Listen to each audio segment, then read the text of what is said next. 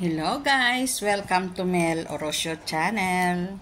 So, for today's video, maiba naman tayo.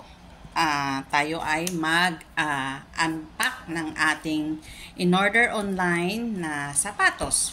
Mura lang siya guys, kaya dalawang pair ang in-order ko dahil nga kailangan ko to sa hiking. Yun na nga, tayo ay nawalan ng isang pares na sapatos, yung favorite ko na sapatos. Kasi, 'di ba stream hike 'yon.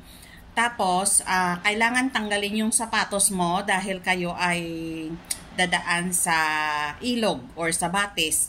So, ngayon, nung pagkuha ko ng sapatos ko sa aking paa, na ipapasok ko na siya sa aking bag, yung isang pair, sa light side na pair, ay na hulog at hindi ko na ipasok sa bag ko ng maayos. So, nahulog siya at hindi natin siya pwedeng kunin dahil napakalalim ng waterfalls at medyo ang current on that time ay sobrang lakas ng tubig.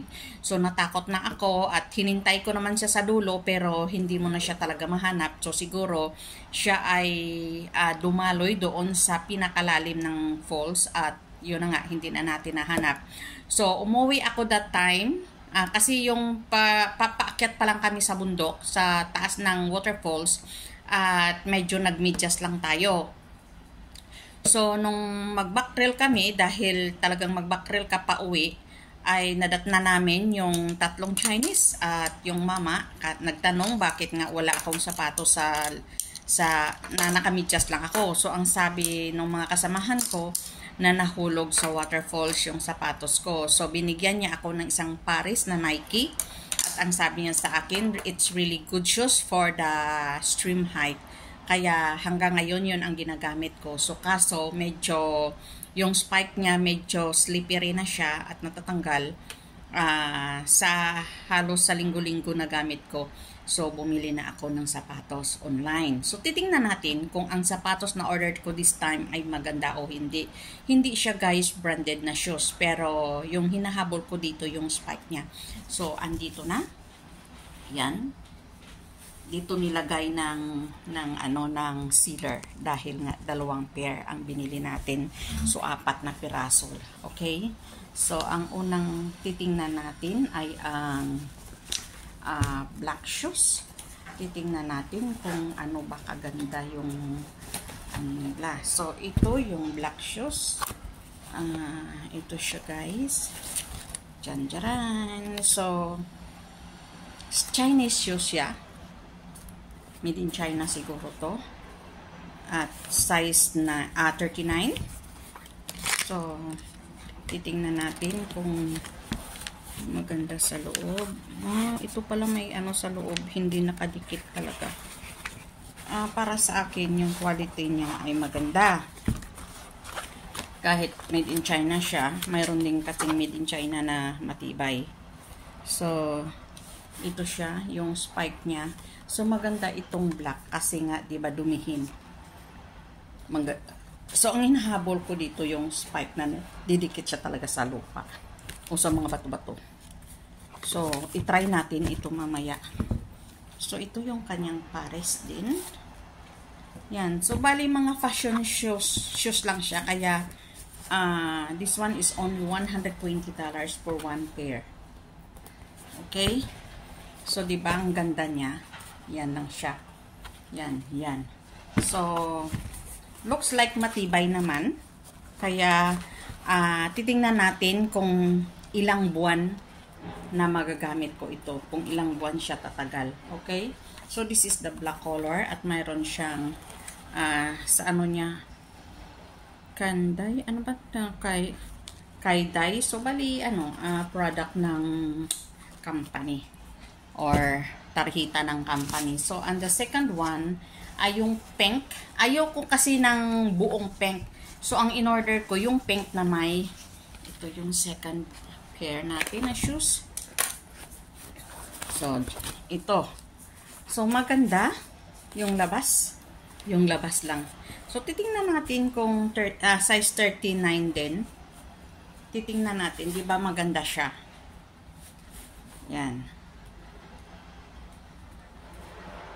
Actually, marami akong shoes. Kaso lang yung mga shoes dyan ay mga hindi siya pang hike. So, wala siyang spike. So, mahirap na kasi na sa bundok ka. Tapos, walang spike yung shoes mo. So, kailangan may spike na magdidikit doon sa mga bato-bato or sa mga lupa na dinadaanan nyo.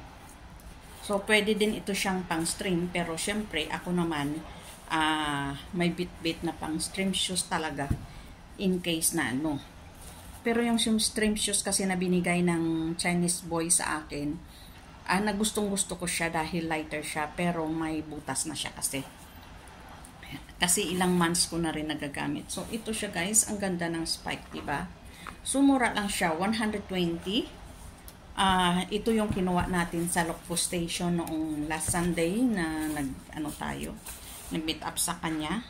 Kasi kung ipa-SF siya, mahal, kahit sinabi ko na sa sealer ko na i-SF niya lang kasi wala akong time mag-pick up sa kanya. Kaso lang, nung time na pauwi kami, malapit lang sa Lukfo Yautong Station.